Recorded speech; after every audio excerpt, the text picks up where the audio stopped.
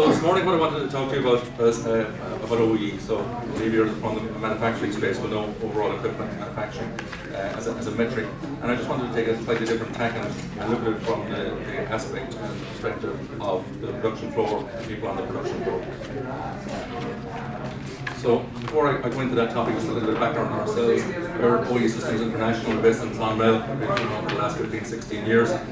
And we deliver manufacturing performance management software, primarily OEE software improvement tools and OEE improvement consultancy services to global companies. From Clonmel, we support markets in the UK and Ireland, the Western Europe, Scandinavia and the US. And we're working with global companies, international companies, to help them improve their competitive position effectively, increase their output, increase their flexibility, reduce their costs, reduce their scrap, reduce their energy consumption. And we're doing that primarily as part of their lean manufacturing or OPEX improvements program. As you know, most of the larger companies will have some sort of a program like that. Many of these companies, I'm sure you know, certainly from Ireland, the UK and the US. So we're working across all the different sectors. OEE applies in volume manufacturing, in discrete manufacturing, batch manufacturing, continuous manufacturing. So we have software that supports all those different processes across all the volume manufacturing industries. Life sciences, medical devices, construction, chemicals, food and beverage, etc., etc., etc. So all of those companies and many more. So maybe let's get back to the topic. The problem I wanted to talk about is with OEE. So OEE, as you know, has been around for decades. And it's an excellent tool used by lots and lots of manufacturing companies, a very useful and a very insightful tool and a metric for managing manufacturing performance. It works very well at the management level and is a well-recognized metric. The problem, I suppose, is when you start to look at it from an operations perspective, or particularly a shift or an operator perspective, the relevance of OEE sometimes can be lost, and we see this again and again in our implementations. So OEE works as a really good metric over a longer term. So if you want to improve the performance of your plant, of your production lines, of machines, or cells, or shift teams, it's a very good metric, as you know.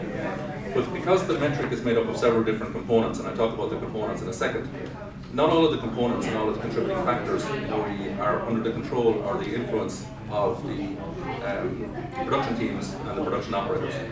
So what happens in the consequence of that is for production-focused personnel, for the teams on the floor, over short time frames, so an 8-hour shift or a 12-hour shift, for example, OEE can become less relevant as an indicator of shift team performance. What I mean by that is you can't use it as a simple indicator. You can't say if the OEE is higher, it's a better performance, or if the OEE is lower, it's a worse or poorer performance. So I guess what we're trying to do on the shop floor level is, without losing the significant benefits of OEE, we still want to use OEE as a management metric and as a very relevant tool. How can we come up with a set of production performance metrics that are relevant on the shop floor and for the production teams on a shift-by-shift basis? I'm going to delve into the math very briefly. I won't put too deep into it, just for anyone that wants to understand the context of what we're talking about. The OEE model is relatively straightforward, I suppose. OEE is very simply a measure of how much output you're achieving versus what your capability is. So if you have an 8-hour shift, a machine that's running in 1,000 units an hour, you have a capability, in theory, in an ideal fantasy world, it's not in any of our manufacturing plants, of 8,000 units a shift. The question is, what percentage of that can you actually ship? And that's your OEE measure. So what happens in real life, of course, if your 8,000 units per shift is, the real life impinges on that, and we get losses. And we get the OEE model shows us 3 types of losses. The first is stoppages, downtime.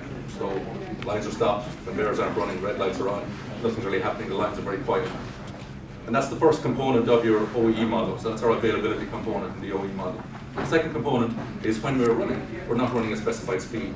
So this is where we're losing capacity because we're not at the speed the line should be. And that's the second component. We call it speed loss or performance loss. That's the second component of our OEE model, the performance component. And the third component is where we're making product that we can't ship. We either have to rework the product, we need a second cycle, we consume a second cycle in manufacturing to make it, or to rework it, or to remake it if we scrap it. And that's the third component of our OEE model. And from there on in, the math's fairly straightforward. If we assume we have a 75% uptime, the lines are running 75% of the shift. If we assume an average speed of 85% of our optimal speed or our desired speed, and if we assume about a 5% yield loss, the math says 75 multiplied by 85 multiplied by 95 gives us a 60% OEE. So we're shipping good product 60% of the capability of the machine that's installed. And of course, what we're interested in is the tops of those bars, that's where the losses are. We increase the OEE by reducing those losses. The problem being for an operator, they are not in control of all of the components on the top of those bars. Some of them aren't as relevant as others to them. And I'll show you an example. So if we take two shifts, we take the A shift, run whatever, 8 hours, 12 hours, and we say, yesterday or the day before they've reported an OEE of 60%, so they've come in and reported an OEE of 60. The B shift, the following shift, have come in and reported an OEE of 40%. We're trying to use OEE as a metric to figure out, okay, which team is performing better and which team is not performing as well.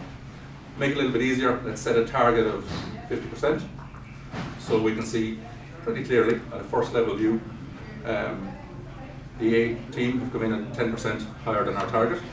The B shift have come in at 10% less than our target. So I guess we could, or maybe could say that the A shift have put in better performance.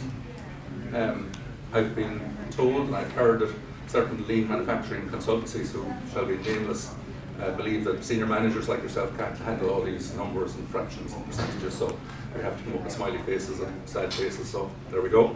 So on a first look, we would say, okay, the A shift has put in a performance of 60, the B shift has put in a performance of 40, congratulations and donuts to the A shift. But if we take a closer look and look at the breakdown of the components inside underneath the OEE, we'll see the quality losses on the A team that we've just given the donuts to are almost twice as bad as the B shift. The speed is 50% worse. The unplanned downtime is twice as bad. And yet we're saying they're the better team. So I guess we could get into the question. If we look a little bit deeper, we'll see two batch changeovers that impinged on those particular shifts, right? So the A shift did a 1 hour batch changeover. Let's assume for the sake of argument they did it on time, 1 hour, and they delivered it in 1 hour. The B shift went through a 3.5 hour changeover. Again, let's give them the credit for the fact that they did a 3.5 hour changeover on time. Let's assume that. And you can see how it skews the OEE number. So the reality is, even though Shift A has delivered a higher OEE percentage of 60%, we'd still consider Shift B to be a better performer. They're better on all the components. They just happen to have a big changeover landed in their lap. So when you use OEE as a number, try and explain to a shift team that 40% is better than 60%. It kind of doesn't work. It doesn't have that level of relevance to work as an OEE metric down at that level. So what are we going to measure? So over the course of a shift, there are only, in that short time frame, there are only certain metrics that are really relevant. Production operators, as I say, don't have control over all of the components of the OEE model. They don't have influence over all of the losses, and as a result, they don't have full control over the OEE performance at the shift level. So consequently, if we use OEE as a KPI target over the course of the shift, we can actually be asking a team to do something that's impossible. So for example, if we have an 8 hour shift and we ask the team, or we hit the team with a 4 hour changeover, the best they can do mathematically is 50%. They've lost 4 hours with a changeover, they can only do 50%. And yet we set a target of 60%. And then we wonder why they don't get it. So it doesn't really work. So we have to break it down a little bit. So what we've done is we say, okay, we need to select metrics for which the team can be actually accountable. We want this team to work, we want them to be able to deliver against their metrics, so we have to make them accountable for that. And we see 3 criteria that we would use to select the right metrics for the operators and the operations team for the shift team. The first criteria we would say is, whatever metric you pick, it has to be able to contribute to the OEE performance. In other words, it's a component of OEE. You can roll it up into OEE, because we don't want to lose the OEE metric as a management tool. You'll see the problem we have down on the shop floor. So that's the first thing. We must be able to link it to the overall OEE performance. The second criteria when we're trying to find the right KPI for the production operators is it has to be meaningful over the course of a shift. So it has to work in an 8 hour or 12 hour period. In other words, a higher score, whatever metric you pick, a higher score has to mean better, and a lower score has to mean a poorer performance. It has to be intuitively obvious. And the third criteria we use to try and pick a set of metrics for production, for the operators and the shift teams, is that it can be delivered by an accountable team. If we're going to hold the team accountable for it, we better give them the wherewithal to be able to deliver it and react to the KPIs. So, in our experience, there are 3 or maybe 4 parameters that work for these production teams and the shift teams and the operators. So instead of talking OEE, we talk these four components. First is unplanned downtime. So we say, okay, this is stoppages due to operational delays, shortages, breakdowns, resources, the usual unplanned events that hit manufacturing. That's something they can manage. They can be responsible for the unplanned downtime. We can set a target for it, and they can react to the performance against that target. So that's a clear measure that's understandable and works within the shift team. Changeover time. So rather than focusing on changeover targets as, a percentage of OEE, my changeover is going to be 10% of my OEE losses. Just forget about that for a minute. And a simple message to the production teams and the shift teams is changeover is delivered on target. If it's a 90-minute changeover, you deliver it in 90 minutes or less. And guess what? If you deliver all your changeovers on time, you don't have to worry about speed loss and performance loss and APQ and all of that, right? It all starts to take care of itself. So deliver your changeovers on time. That's your goal. No matter how many changeovers you're hit with, no matter how long they should take, different types of changeovers, different goals, just deliver them. The third KPI we'd suggest is line speed. Again, very simple. Keep the line running at speed. Forget about performance losses and APQ and speed losses and all of that. Simply keep the line running at the specified speed. And if it doesn't run at speed, take an action. That's within your control as an operations team. And finally, maybe not in every case, but in lots of cases, wastage or yield or scrap or rework is often, usually in fact, within the control of the operations team, of the shift team. Even if it's equipment problems, defects presented by the equipment or the process, that's the focus. So there's four goals, four KPIs that don't mention OEE, that we know if we get them right, the OEE will take care of itself. So what's the impact of all of that? Well, we know from years and years of implementing OEE improvement programs all over the world that the engagement, commitment and support of the production operators is absolutely critical in the success of any initiative. We see that again and again and again. If we've got the production teams on board, we'll have a successful program. If we don't, it's an uphill battle. So focusing on management KPIs that don't make sense in words that they might use just frustrate the production teams. They just become a nonsense. They dilute the commitment, they dilute their accountability. It's very hard to be accountable for something you don't understand and you don't get. So back to my earlier point, production teams need to be able to influence the chosen metrics. If you give them a number, they've got to be able to deal with it, be accountable for it. If you're going to hold them accountable, you have to give them the resources and the capability and the wherewithal to do it. If it's outside their control, don't measure them on it. So in our experience, production teams who understand their role in delivering metrics, which they understand, believe in, and commit to, can produce outstanding results, spectacular results in fact. We see for the teams that are targeted correctly with a right set of KPIs, unplanned downtime less than 5%, more than 95% of changeovers on time, line speeds almost at 100% all the time, quality defects down in less than 3%. Mathematically, that's a 90% OE. If you take out all of the external factors like changeovers and PMs and maintenance and other things that might impinge on the shift, the operations team were able to hit numbers like 90%. So that's pretty good going. The business benefits can be dramatic. So what we see, if we get this right, is we see committed, accountable production teams using real-time data and focusing on KPIs and using those metrics and being accountable for them.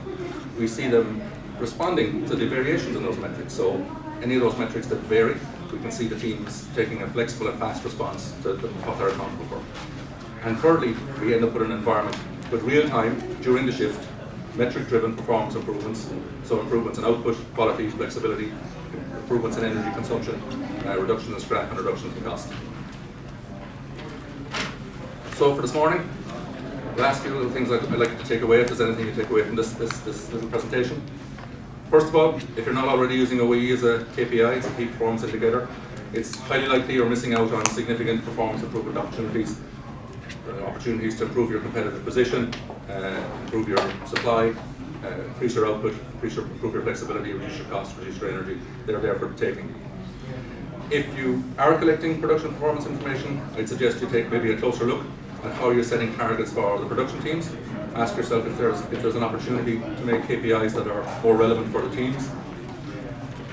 And if you've already got a handle on what I've been discussing for the last 15 minutes, all I can say is fair dues, well done. You're ahead of the pack. And if I ever get the chance, I'd really like the opportunity and the invitation to visit your manufacturing plant. So that's what I have for you this morning. Thank you very much for your attention. Thank you for your time.